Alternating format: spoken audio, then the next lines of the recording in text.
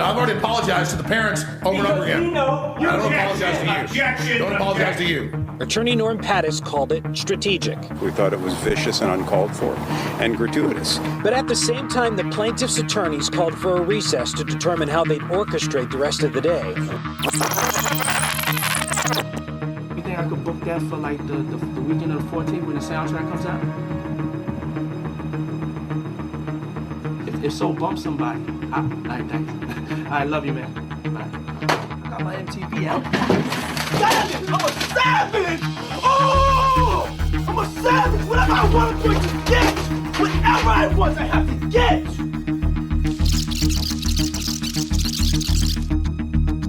And you're confident on these cases. You don't think you're going to be behind a defendant table throughout the entire campaign, crippled and unable to campaign? You know, if I am, it's going to show what a fake deal it all is. It's all fake. It's all just fake stuff. Do you want it televised?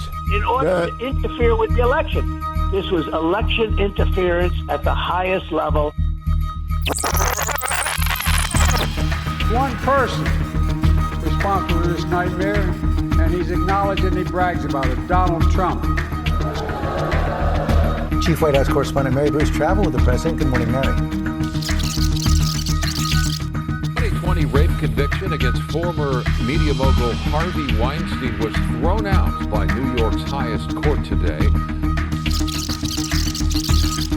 Now to another big headline. Arizona's governor plans to sign a bill today repealing a 160-year-old abortion ban.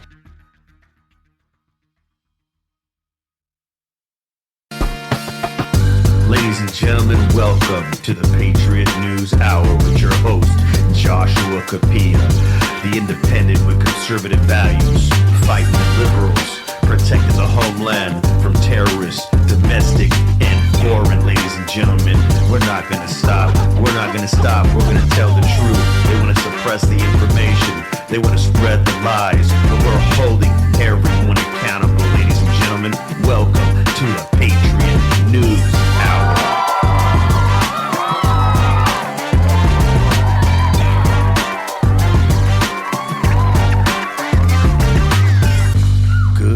Afternoon, ladies and gentlemen. This is Joshua Capilla, your host of the Patriot News Hour. We have a lot going on today. I'm in the hot seat in the war room, manning all battle stations.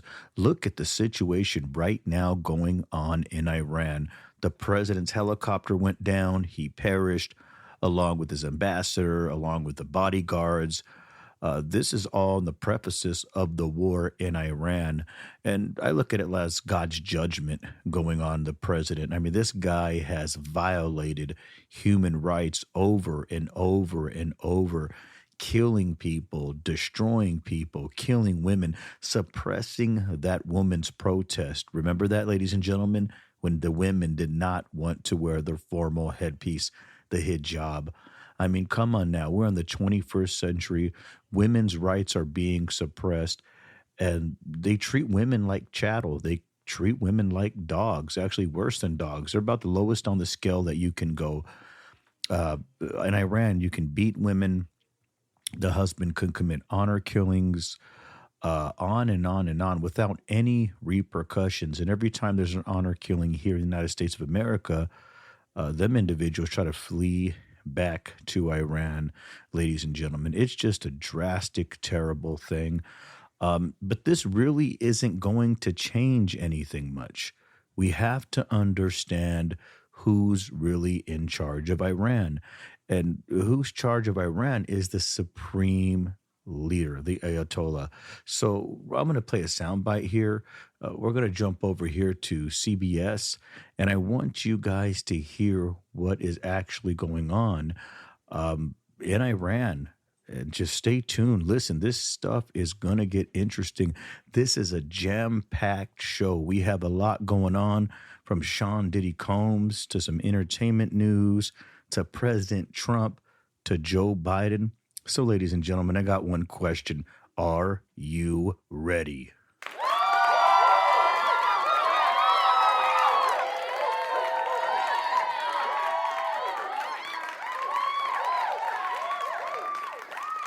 This morning, we have breaking news that could have major implications for the world. Iran has now confirmed the death of its president and the country's foreign minister in a helicopter crash on Sunday. It took searchers hours to find the wreckage in dense and foggy conditions in steep and mountainous terrain in northwestern Iran. Holly Williams has the latest from London. Holly, good morning to you. Good morning, Gail. Well, we still don't know what caused this crash, but it comes at a time of extreme tension in the Middle East, and Iran is at the very heart of those hostilities. The Iranian president's helicopter crashed in the mountains of northern Iran. Rescue workers trekked through dense fog to retrieve the bodies. President Raisi, a hardline conservative leader in the Islamic Republic, was returning from a meeting with the leader of neighbouring Azerbaijan. Iran's cabinet said the hard-working president had been martyred, vowing the government would operate without the slightest disruption. But the crash comes at a time of heightened instability in the Middle East, as Iran fights a so-called shadow war with Israel. Iran's proxies include Hamas, Hezbollah in Lebanon, and the Houthis in Yemen. In Ukraine, Russia's using Iranian drones, and Iran's nuclear program is thought to be edging closer to being able to produce weapons. Also killed in the crash was Iran's foreign minister, Hossein Amir Abdollahian, who we interviewed in November. Sounds like you're saying that Iran backs these groups around the Middle East, including the Houthis, including fighters in Iraq and Syria, but you bear no responsibility for what they do. These groups in Iraq and Syria that are attacking US interests have made their own decisions, he told us. President Raisi took office in 2021 after an election that excluded more moderate candidates. But he's only the second most powerful man in Iran after the country's real leader, the Ayatollah Ali Khamenei, an unelected Muslim cleric who's ruled since 1989 with ultimate control over the government, the military, the courts and the media. In 2022, his government carried out a deadly crackdown on mass protests led by women, many tearing off their compulsory Islamic head coverings as they demanded greater freedom. Iran's first vice president will take over as interim leader, and the country will hold fresh presidential elections within 50 days. But in Iran, those elections are unlikely to be democracy as Americans know it. Tony. Absolutely not. Holly, thank you very much. So, ladies and gentlemen, the Ayatollah, he is the supreme leader. He is the one that is currently in charge. The president is second, and he's responsible for many, many, many acts of tyranny and suppression. And I want to read an article here, and this article is dated Monday, May 12, 2024. It's written by Elliot Wilson. The EU disgraces itself in mourning Iran's bloodthirsty tyrant, says Elliot Wilson. And we'll just scroll down here, and I just want to start right here. Rashi's death should be a cause for nothing but relief. The butcher of Tehran was the president of a brutal, repressive, genocidal theocracy that not only savaged its own people, but did so in the name of the divine. As the state prosecutor, he has been part of a four-man death commission, which has overseen the torture and execution of thousands of political prisoners in a 1988 crackdown. Some suggest the death toll may have been as 30,000 individuals. Ladies and gentlemen, 30,000 individuals dissenting with their voice against the government of Tehran, and all they wanted was freedom. And this individual that went down in the helicopter is responsible for 30,000 deaths. Rashi was elected president in 2021. The following year, a 22-year-old woman, Marsha Amanini, was arrested by the Guidance Patrol, Iran's morality police, for wearing her hijab incorrectly. 3 days later, she died in a hospital, probably beaten to death. Protests erupted across the country, and the regime responded with characteristic brutality. It is estimated that nearly 20,000 people were arrested and several hundred were killed. I don't know if a lot of you remember that.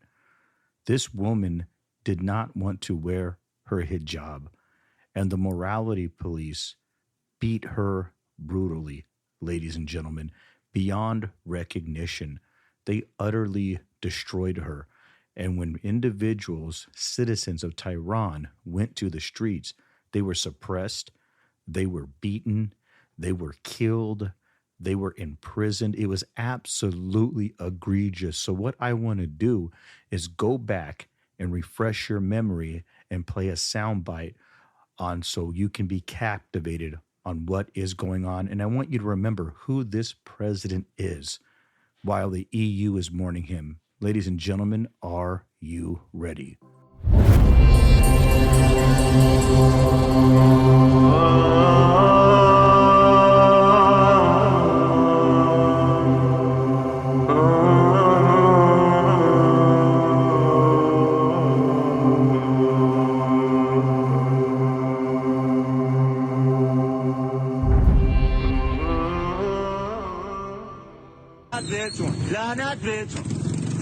These videos have never been seen before.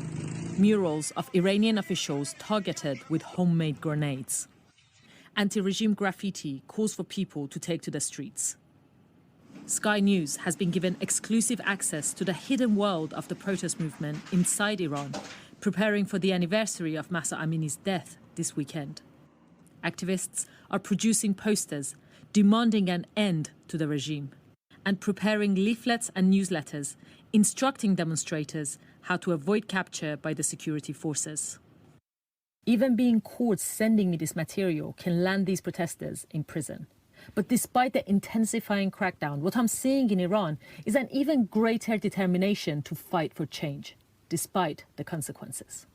I spoke to the senior leaders of an underground network of protesters with members in over 35 Iranian cities. Some of them have been beaten, arrested, and had friends and family members killed.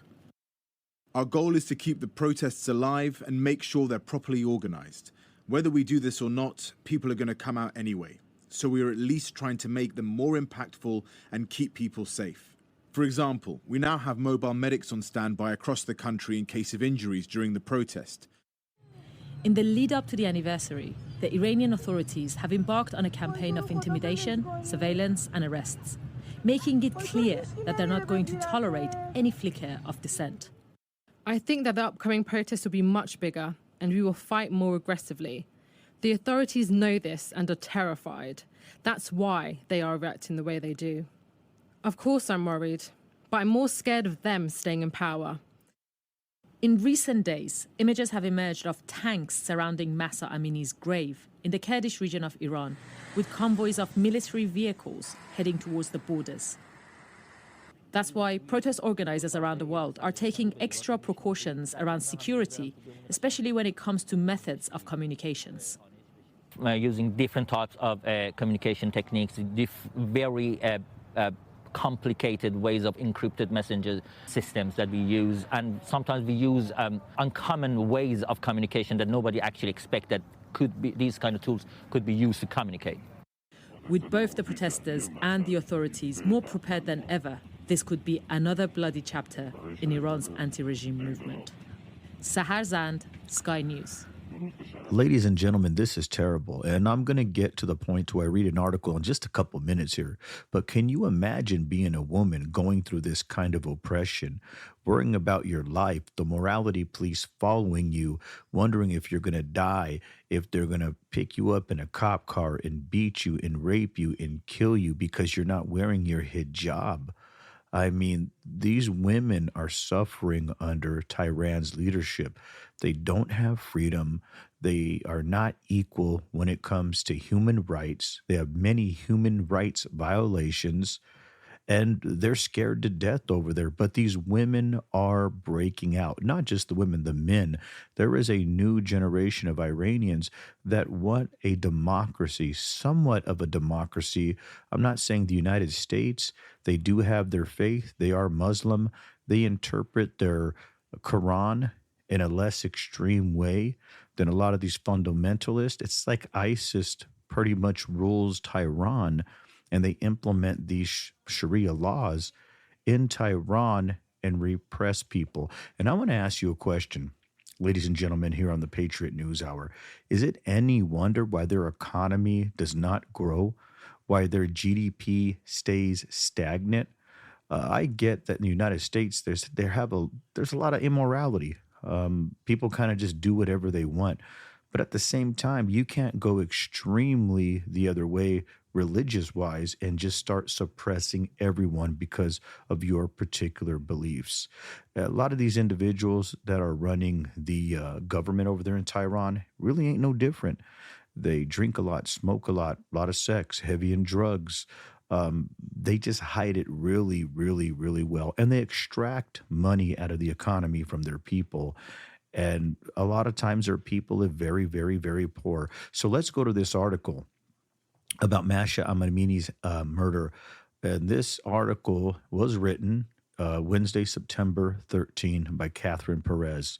So let's get right into it, ladies and gentlemen, talking about this young lady.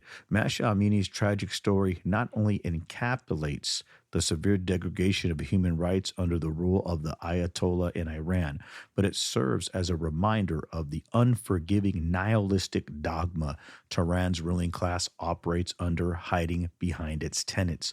The regime has rationalized terror. Marsha's ultimate death has come to symbolize the plight of countless Iranians who have endured oppression, abject violence, and injustice, a reality we have long witnessed and done very little to address, never mind remedy.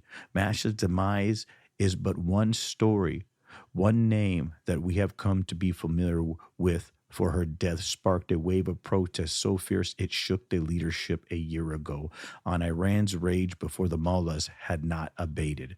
Even before much Western apathy, it seems our state officials' commitment to uphold human rights and democratic principles run only skin deep, however intent they may have been on expressing their disgust. And the problem is, we make these deals. We gave them millions and millions of dollars, billions of dollars through Joe Biden and presidents that were even before Joe Biden, right? Congress approves packages, they're centrifuges, they're in uranium enrichment. They're on the verge of building an atomic bomb to threaten the world. This is bad news. This is bad stuff. Part of me even wonders if somebody took this president out mid-flight in air, maybe CIA, maybe government technology. I mean, I'm not a conspiracist theory, but look at the war in Israel. Look what was going on. Look at the proliferation of technology. And all of a sudden, this guy goes down because the fog. And yeah, that can happen. You really can't see anything in this fog. You got to be an extremely talented pilot to get through it. But the timing is conspicuous, to say the least, ladies and gentlemen. Let's continue reading. Countless souls have been lost to the violence of the Islamic Republic, and all the free world could do by the way of objection has been limited to vague promises and repercussions. Iran's descent into the abyss, the rapes, the acts of torture, the unlawful arrest, the persecutions of minorities on the basis of their differences sit them outside the rigid mold of the Ayatollah's worldview, has reached unprecedented heights. And though we may choose to look away from doing otherwise, would condemn us to take action, it remains nevertheless true that Iran's deathly grip lies upon us too. Iranians do not stand alone before the guns of the IRGC and its proxies. In February, Security Minister Tom Tulagat told Parliament that the Iranian regime was behind 15 credible threats to kill or kidnap British citizens or people based in the UK just over a year ago. Now, let's be honest. If these individuals in the Iranian government are kidnapping people, in the UK, they're going to be doing in the United States of America, they probably already have. And our government's not going to tell us. Look at the border crisis we have going on right now. They're a hostile country. They call the United States of America the big Satan. Israel is a little Satan. With these borders open wide, why wouldn't Iran send militants over our borders and plant these sleeper cells in our governments, in our schools, in our education systems, and even our politics? Of course they would. There is a plan to take the United States of America apart from the inside. And these dictators know that. And their own people, violation of the human rights, their own people want out of this. It's a terrible, terrible, terrible human rights violation record they have in Tehran. So let's keep reading, ladies and gentlemen. So they're killing Christians, they're killing minorities, whether it be the Bahats, the Kurds, the Christians, or other marginalized groups. Their struggle for fundamental rights and religious freedom is a story of restlessness, discrimination, and persecution, one we have brushed under the proverbial rug far too long. Consider the Bahats community, whose members are subject to persecution solely because of their religious beliefs. This persecution takes many forms, from arbitrary arrest to the denial of education and employment opportunities. The Iranian government's action against the Baha'is are a stark violation of the principles of religious freedom and a dark stain on Iran's human rights record. So Iran violates anybody that they don't feel agrees with Islam. Not only that, they arrest individuals, they kill individuals, they commit and conduct the most heinous of crimes. And let's not forget that October assault that was based in Israel, where they crossed over the border and started savagely beating, killing, raping, shooting, and stabbing women and men, and even killing children and babies. That was Iran. That was Iran working through its proxies, probably funded in part to a big degree of American money. Of course, America didn't pay Iran to do that, but we gave them so much money, it allows Iran to buy weapons, gather resources, and train militant groups. And that's just a terrible thing, ladies and gentlemen. So this president is dead. He's gone.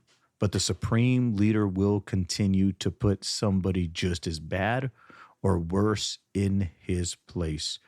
And this is going to impact diplomatic relations between the United States and Tehran and Israel and Tehran. I'm just really curious to see what happens after all this is said and done. So, ladies and gentlemen, let's move on to the entertainment segment about Sean Diddy Combs. Ladies and gentlemen, are you ready? Ladies and gentlemen, get ready and prepare for this hour's segment of entertainment on the Patriot News Hour. New surveillance footage obtained exclusively by CNN appears to corroborate some of the allegations of abuse against music mogul Sean Diddy Combs. The video, captured on multiple cameras, shows Combs assaulting his then-girlfriend, Cassie Ventura, in a hallway at a Los Angeles hotel in March 2016.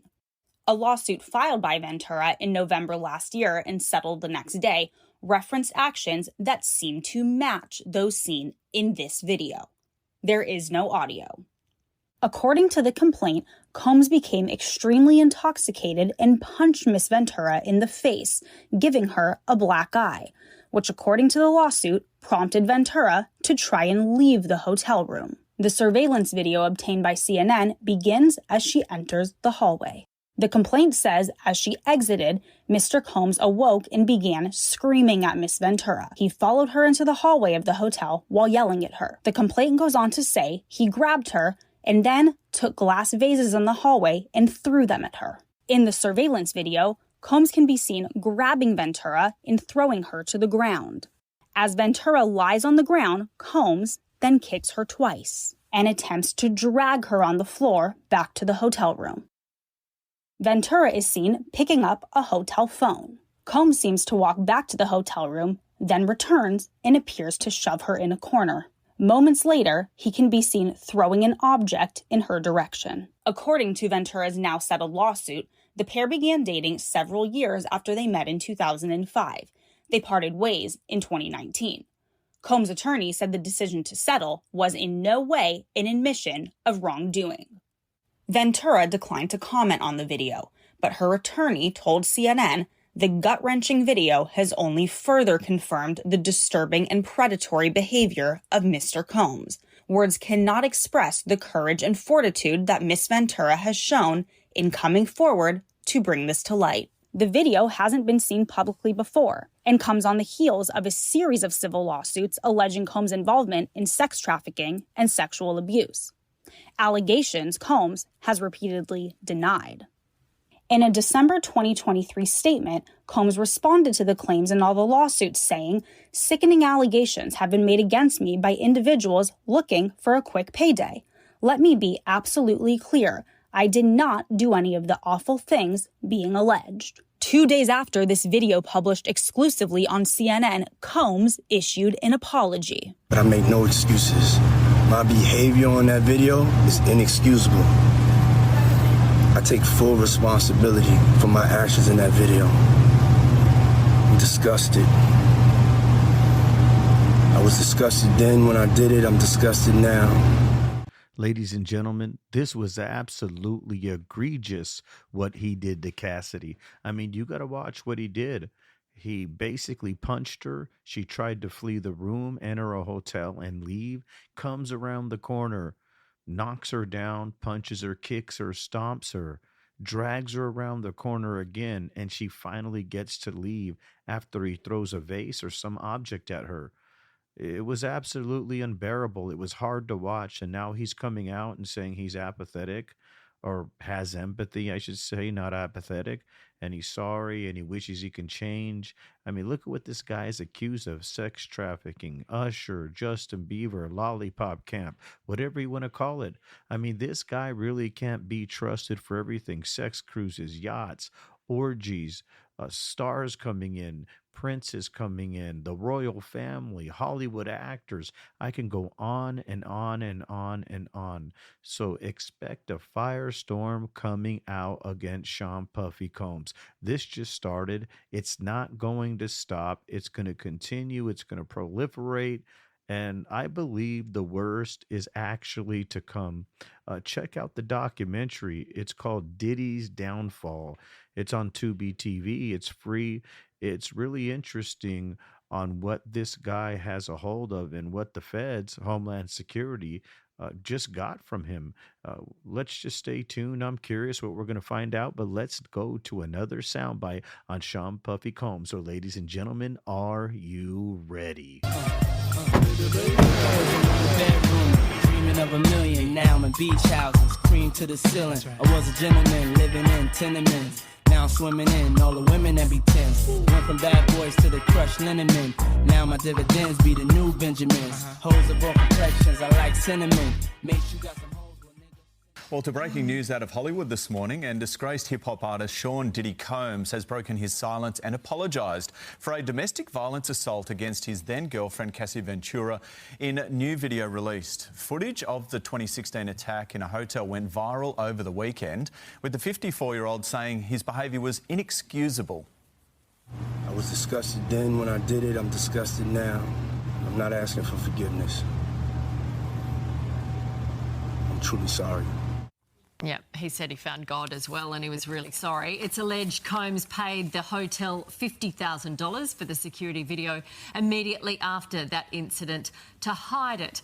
Joining us now is entertainment reporter Dean McCarthy. Good morning to you. That last point is interesting because over the weekend when this went viral right around the world, everyone said if that was on a security video, how on earth did this guy not get charged at the time?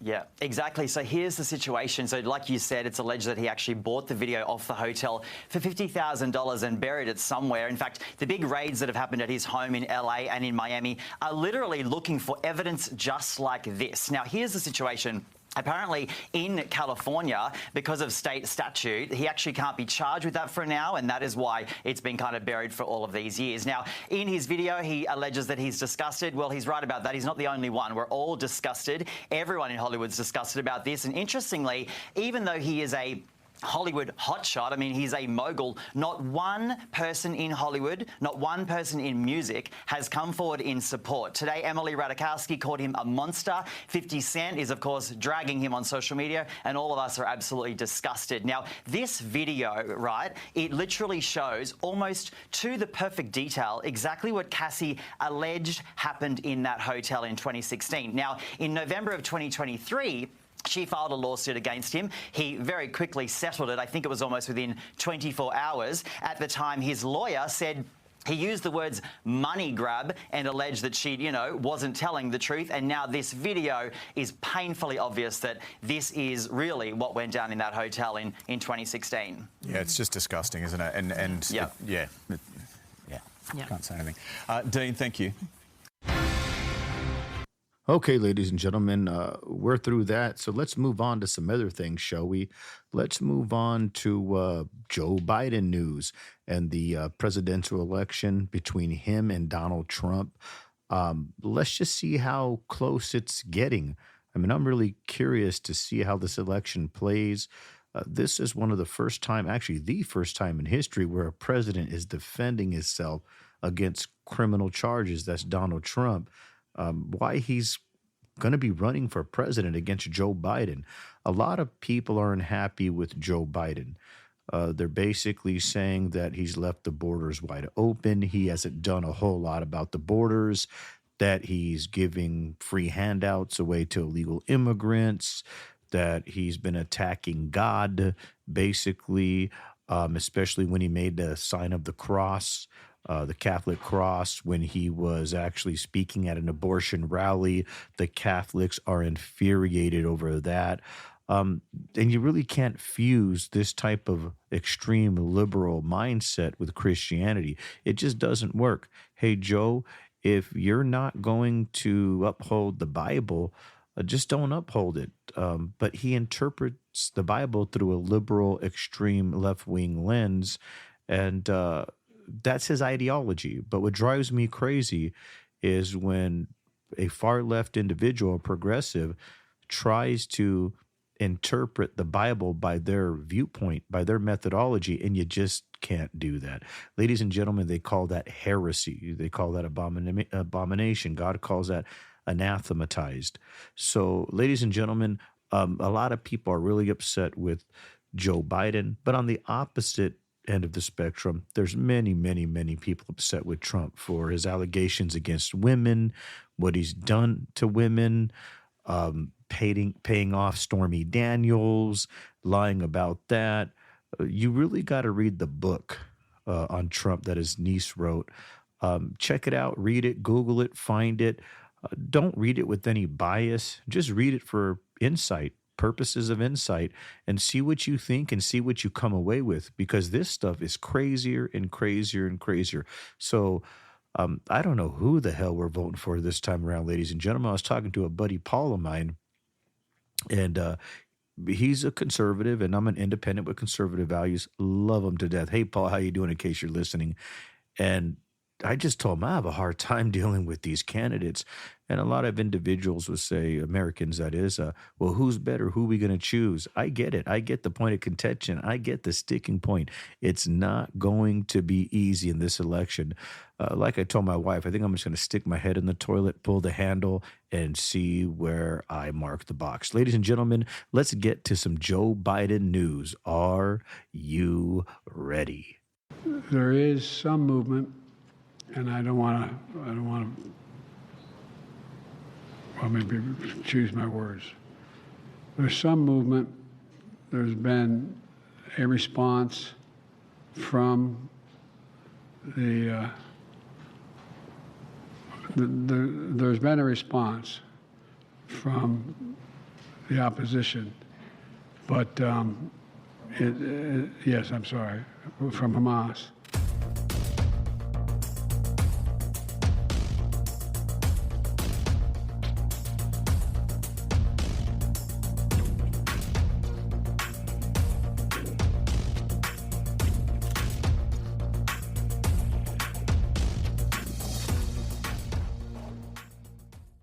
We are now just 6 months away from the 2024 presidential election, and the latest CBS News polling shows it's currently a close race between President Joe Biden and former President Trump.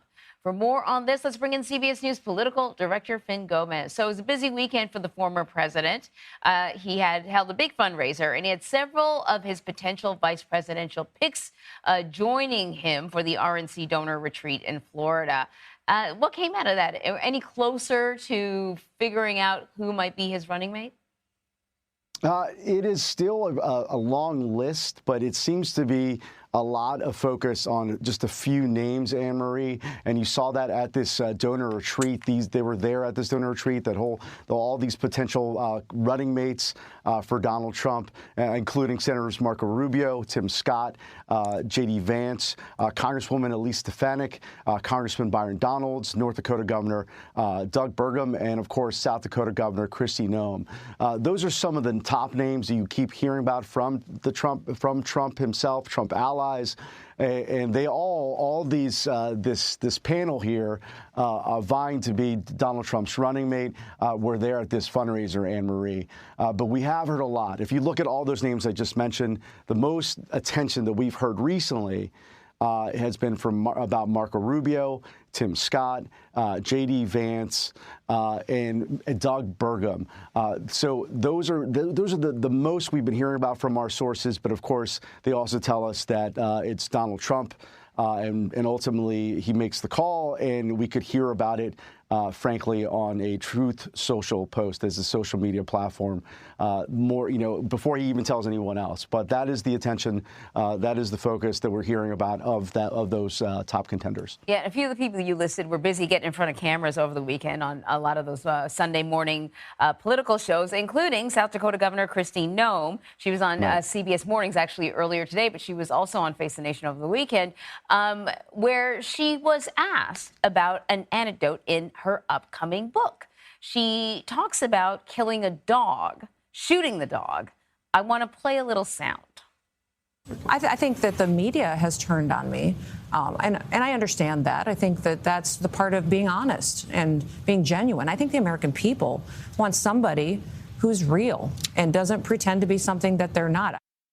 So she got a lot of criticism about that part of her book, shooting this puppy and then also shooting a goat, I believe. And then on Face the Nation, she was questioned about whether or not she actually did meet North Korean leader Kim Jong-un. She said that portion is being removed from the book when it goes into wide release.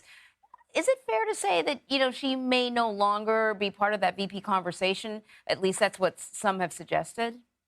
Yeah, according to our sources, Anne-Marie, her stock has essentially dropped big time in that sort of Trump vetting process right now. It was never really that high on the list. She was never really that high on the list, but it is precipitously dropped, I've been told, in large part because of this shooting of cricket scandal, if you will, but also, kind of like these unforced, needless errors, I've been told, that she included in this book. Her and her advisors have said that they're essentially blaming the ghostwriter, but the whole thing has gotten messy, a little bit of a headache.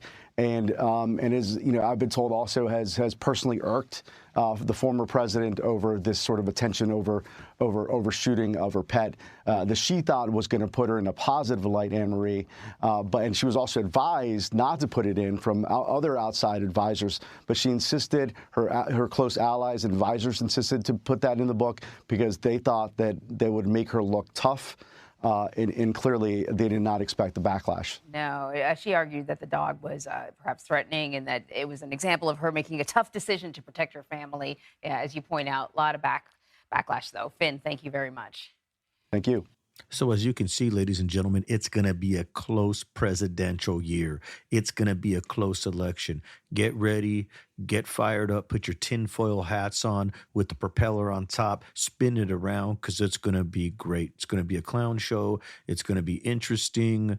I can't wait. Like I said, it's better than stand-up comedy. Look, we'll touch base on everything from Joe Biden to Donald Trump to what's going on in the economy, to abortion on the next show. Hey, feel free to shoot me a message. Let me know how it's going. Support the show. if you can. That would be great. I love my supporters. Ladies and gentlemen, I want to say God bless you. God bless the USA. And thank you from me, your host, Joshua Capilla, on the Patriot News Hour.